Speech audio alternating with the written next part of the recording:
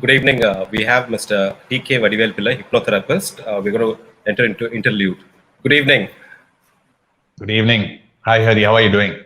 I'm doing good. Thank you so much. How about yourself? I'm doing great. Thank you. Thank you. Today we will start with areas most focused on the how do we go about with seeing the impact when we focus on how the mind works, especially on subconscious level. Over to you. Yeah.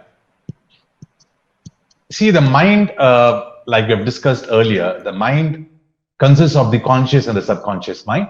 Just for understanding, we can take it as like conscious is about 10% and subconscious is 90% of the whole mind.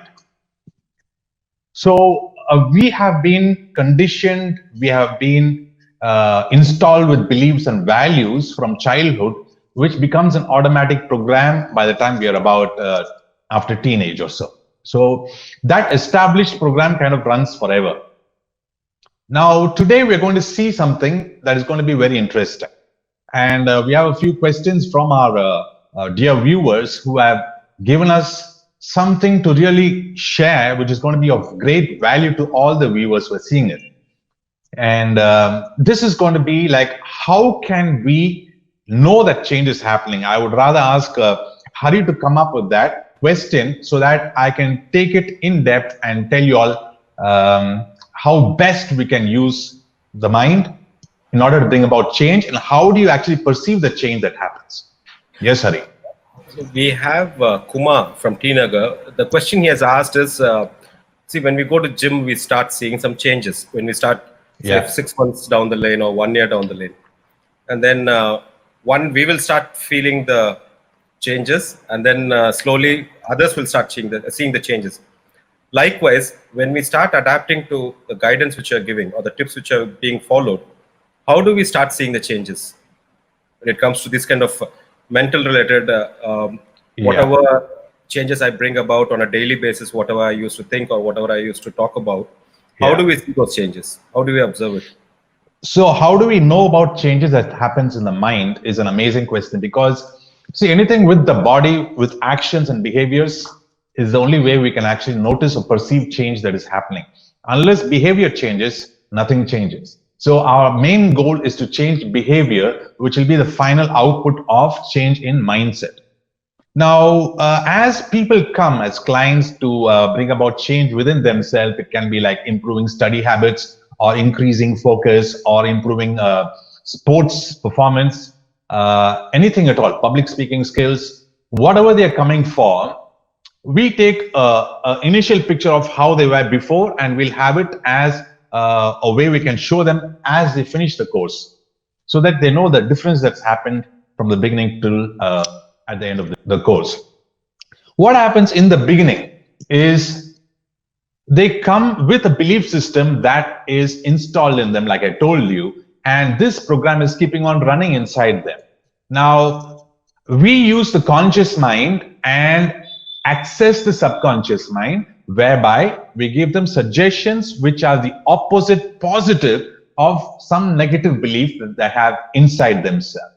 What do I mean by opposite positive is, like if they say like, I just cannot do this particular work of mine, or I just cannot remember whatever I read for the exams. So what is opposite positive is, I am able to easily and effortlessly remember and absorb whatever I study and reproduce it just like a computer on the exam table, wherever I write my exam, the exam hall. So this opposite positive idea, we need to actually sow it as a seed inside the subconscious mind, which is a fertile soil. This thought that is sown as a seed has to be given some time so that it grows slowly as you keep watering it every day through what is called as repetition of that idea again and again and again until it starts to come alive and blossom outside. It's exactly like you sow a seed and then slowly the sapling comes out and you can actually see the visible part of the seed growing. So once that happens, now the change has to be established and conditioned inside the subconscious mind by repetition and a few other processes that we use that takes away unwanted behaviors and thought patterns and beliefs which are redundant and are not of any use anymore to that individual. They can be called as weeds, or they can be viruses, if you want to use the computer jargon. So those viruses have to be removed step by step, so that the growth of that particular seed is much more richer and it grows healthily. Now, see, for example, when you want to change a software program in a computer, it's just one click of a button and everything is replaced. A new software program is made to come and sit there. But as far as this software is concerned, or subconscious is concerned, that button is not pressed once. It has to be repeatedly pressed again and again and again. Only then the change happens on a permanent basis. This is what is called as conditioning in our terms. Unless you condition that thinking pattern, it will not be established as a habit. You must remember that the subconscious mind is the seat of habits. All our habits are there in a subconscious mind. And through repetition and emotional involvement and imagination, we can bring about changes step by step by step into our inner mind, which will be seen outside in about a month's time or so as behaviors, new ways of speaking, and new ways of thinking. So this is how we actually go about it. So what happens first, when they come, they'll always say, I'm feeling better after a couple of sessions. So that is called a pre-conscious state. So they'll feel it first, and then as the change starts to happen, that feeling will start blossoming as thoughts. And they'll say, I'm able to focus more clearly. I'm able to actually present my ideas more sharply. I'm able to take decisions on the spot, and they're all fantastic decisions with great results happening. So those feelings will slowly become thoughts and words and behaviors. Okay. Does that answer your question? Yes. I remember there was this story which I read, like where once we want to grow a bamboo, when we take the sapling, the bulb, and then we start watering it probably one day or 1 week or even a couple of months. We don't see anything happening on top of the ground. And sometimes it even takes a couple of years where there's only a small shoot which is coming up and not much of major growth seen. There's a Chinese bamboo you're talking about. Yeah. Correct. And after, say, 3 to 5 years, where they start seeing a little bit of more growth, but then again, not to the extent what we normally expect. But by the end of 6th year, and in a period of 3 weeks, the same shoot which we came only 3-4 inches shoots up to 90 feet. And what happens during this whole process is the network and the strengthening of roots which happens, which may not be seen, but when there is an adverse situation, this if it's it's going to be a storm or a heavy wind, this won't break. It only becomes flexible because of the deep grounded roots.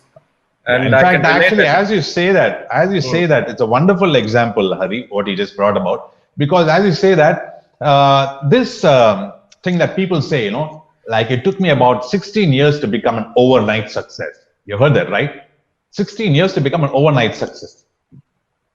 What does that mean? Is like all these 16 years, like the bamboo you said, they have made their foundation strong. They have increased their knowledge base. They increased their wisdom in whatever profession or sports they are in. And after they reach that kind of a level, the result starts to just spin in, and it starts to blossom, and the whole world gets to see those results, which are really fantastic. But it took them all those 15 years to build that up. That's the most important thing. That's when the roots of practice and sweating it out and thinking about it passionately, going to sleep with it, walking, dreaming about it 24/7. All these are the things that make them actually become the so-called overnight success. They paid the price for it. True. I mean, because people may not see what's happening for the past 4 years, 5 years, 10 years. But then when it is time to grow, and as you rightly said, when they see these people, especially even after attaining success, when there is some failures which comes out on the way, they're able to balance it out.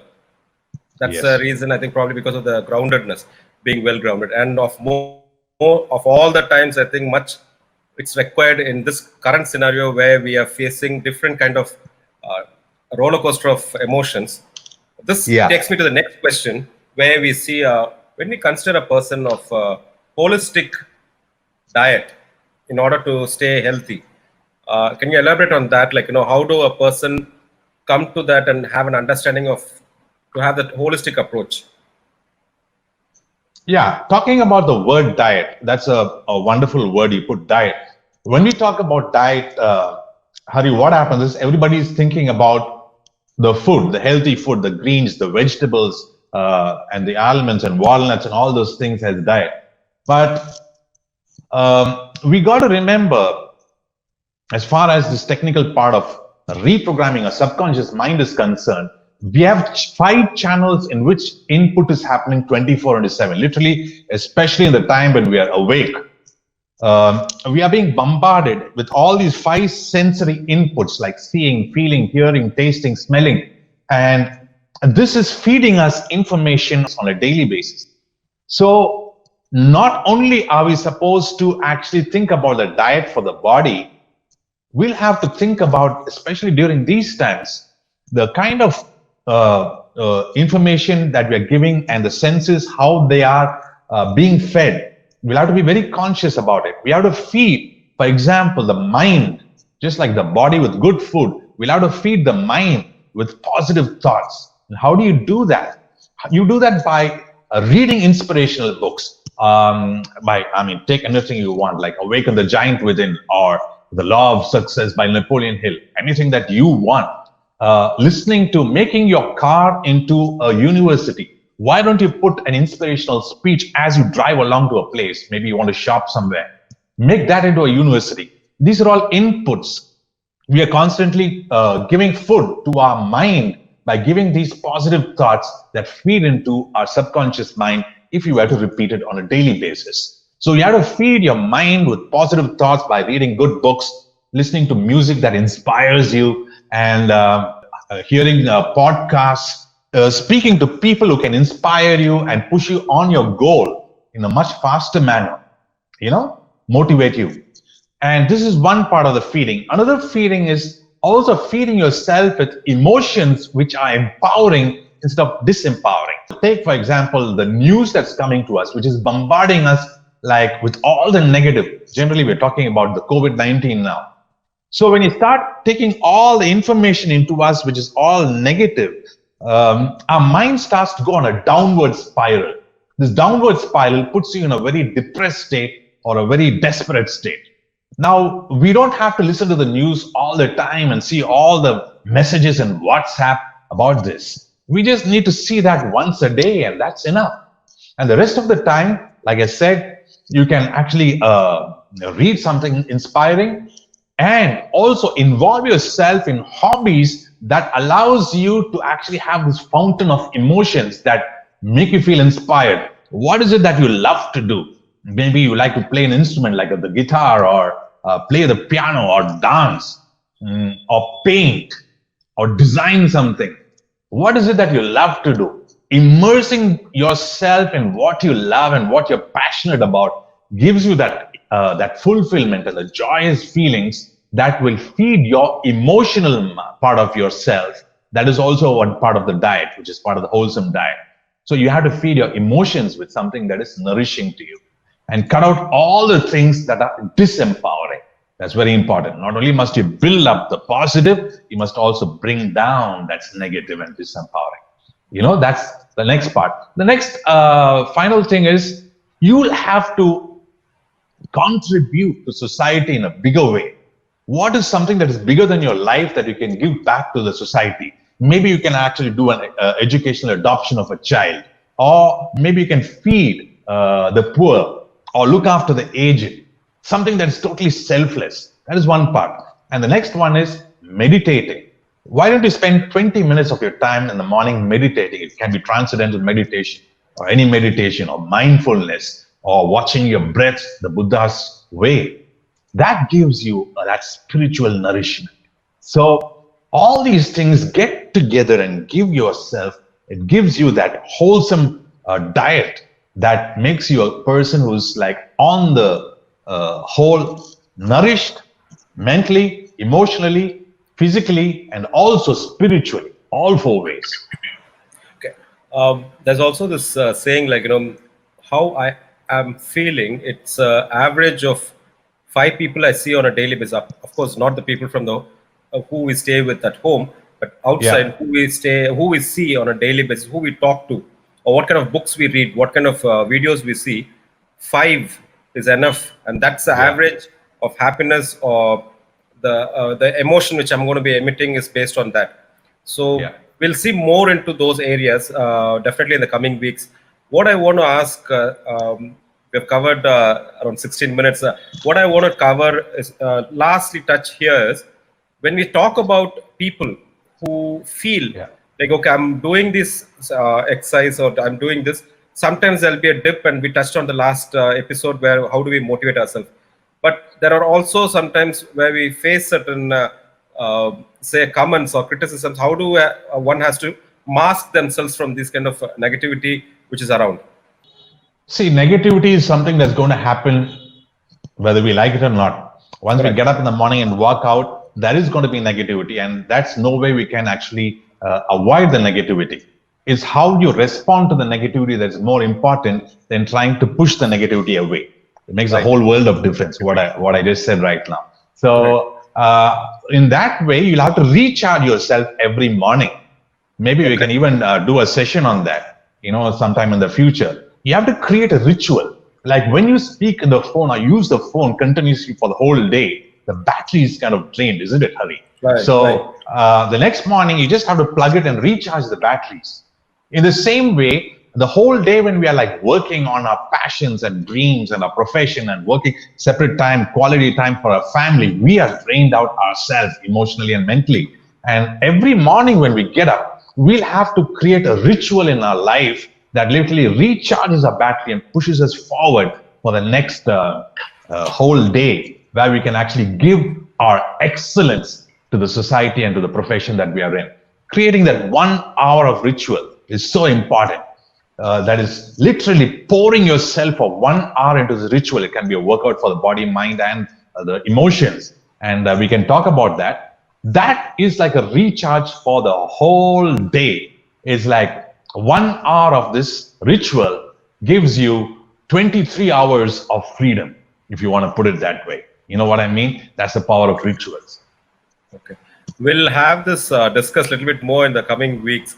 Because what I understand is, Definitely. like, apart from reading books or gaining knowledge, it is what matters is the practice part or implementing part, and Yeah. continuously implementing it.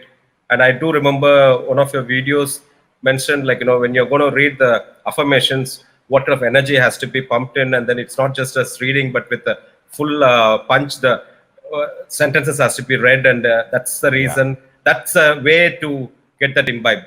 Thank you very much. Exactly. Thank you very much, sir. Like, we have covered a couple of areas which we plan to touch today, and definitely the coming week when we touch on this interlude session, we'll talk about meditation part, and also go on the types of meditation and how can people get benefited from that.